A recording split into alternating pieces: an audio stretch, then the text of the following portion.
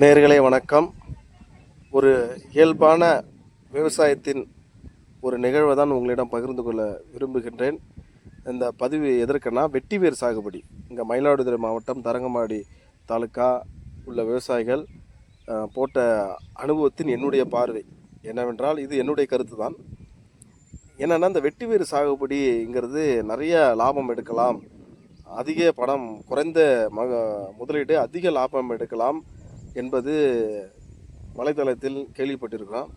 அது சில கம்பெனிகள், தனியார் நிறுவனங்கள் இதை அதிகமாக தகவல் சொல்லி நான் கேள்விப்பட்டிருக்கின்றேன். ஆனால் அந்த வெட்டிவேர் சாகுபடி அந்த அளவுக்கு இப்பகுதியில் வெட்டிவேர் சாகுபடி பண்ணி இவ்வளோ லாபம் எடுத்திருக்கேன், இவ்வளோ அதிகமாக வந்திருக்கு, இரட்டிப்பாக வந்திருக்கு அப்படி சொல்வதுங்கிறது நான் பார்த்ததில்லை. விவசாயிகள் நீங்கள் இந்த வெட்டிவேர் சாகுபடி செய்ய ஆர்வம் உள்ளவர்கள், இதில் நீங்கள் என்னென்னா, ஃபஸ்ட்டு இந்த வேரை எங்கே விற்கலாம், இல்லை வேரை நீங்களே எப்படி விற்கலாம், அதாவது நீங்களே இந்த வேரை ஒரு மாற்று வடிவத்தில், இப்போ மாலை கட்டி விற்கிறது, மற்றபடி சோப்பு தயாரிக்கிறது, மற்றபடி இந்த வெட்டி வேரில் என்னென்ன செய்யலாம். சில பேர் அந்த கோயிலுக்காக கேட்பாங்க, வேறு குறிப்பிட்ட எடை அளவுள்ள வேர்களை கேட்பாங்க.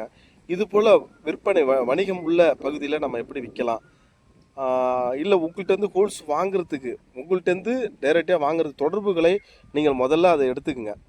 அதுக்கப்புறம் நீங்கள் சாகுபடியை செய்து நீங்கள் கொடுக்கலாம். இல்லை ஸ்டாக் பண்ணி, இல்லை வெட்டிவேர் இருக்கட்டும், நம்ம விற்பனத்துக்கான தேவைகள் இருக்குது, அப்படி உள்ள பயப்படாமல் சாகுபடி பண்ணுங்கள் அப்படிங்கிறது என்னுடைய கருத்து. ஏன்னா அதிக அளவில் இது சாகுபடி பண்ணி சில பேர் விற்கிறதுக்கான கேள்விக்குறிகள் இருக்கின்றது என்று சொல்கிறாங்க. இப்போ நம்ம எப்படி பண்ணுறாங்கன்னா, இவங்க எப்படி பண்ணுறாங்கன்னா, வெட்டிவேர் சாகுபடி பண்ணி மாலை கட்டுறவர்களை கையில் வச்சுருக்காங்க. மாலையாக அவங்க கட்டி கொடுத்துட்றாங்க. இப்போ இது பார்த்திங்கன்னா மயிலாடுதுறையில் புவிக்காப்பு அறக்கட்டளை இரணியன் என்பவர் இது எப்படின்னா, விவசாயிட்டேருந்து அவங்கள்ட்டேருந்து வாங்கி மாலை கட்டுறாங்க.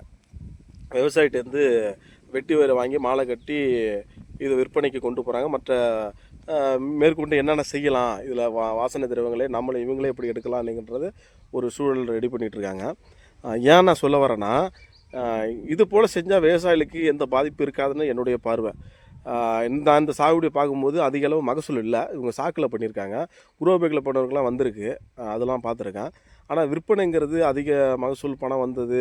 ஏன்னா கம்பெனிக்கு கிட்டத்தட்ட ஒரு லட்சக்கணக்கான தொகை கொடுத்துட்டு அதே ஒரு இரு மடங்கு எடுக்கலான்னு சொல்கிறாங்க. அது எனக்கு அந்தளவுக்கு எடுத்த விவசாயிகள் என் பார்வையில் இது வரைக்கும் எனக்கு கண்டதில்லை. ஏன்னா இவங்க பண்ணுறது ஒரு நியாயமான விஷயமா இருக்குது. இவங்க என்ன பண்ணுறாங்கன்னா, அறுவடை இவங்கள்ட்ட விவசாயிட்ட வாங்கி இவங்க மாலையை கட்டி வைக்கிறாங்க. அந்த மாலையை நான் பதிவிட்டிருக்கேன். அதேபோல் விவசாயிகள் நீங்கள் ஆசைப்பட்டு செய்கிற நீங்கள் விற்பனையை முதல்ல எங்கே விற்கலாம், இல்லை நீங்களே விற்கலைன்னா நீங்கள் எப்படி விற்றுக்கலாம் என்பது கண்டிப்பாக நீங்கள் இதை தெரிஞ்சுக்கணும். ஏன்னா வலைத்தளத்தில் இருக்காங்க, வாங்குறவங்களாம் இருக்காங்க. அதை ஃபஸ்ட்டு ரெடி பண்ணிங்க. வேளாண்மை பட்டதாரிகள் மற்றும் மார்க்கெட்டிங், அதாவது உங்கள் மாவட்டத்தில் வேளாண்மை மார்க்கெட்டிங் அக்ரிகல்ச்சர் ஆஃபீஸர்னு இருப்பாங்க. அவங்கள்ட்ட கேட்டால் கூட உங்களுக்கு தகவல் கிடைக்கும். அதுமாரி விவசாய உற்பத்தியாளர் நிறுவனம் அதுமாரி கேட்டு பாருங்கள்.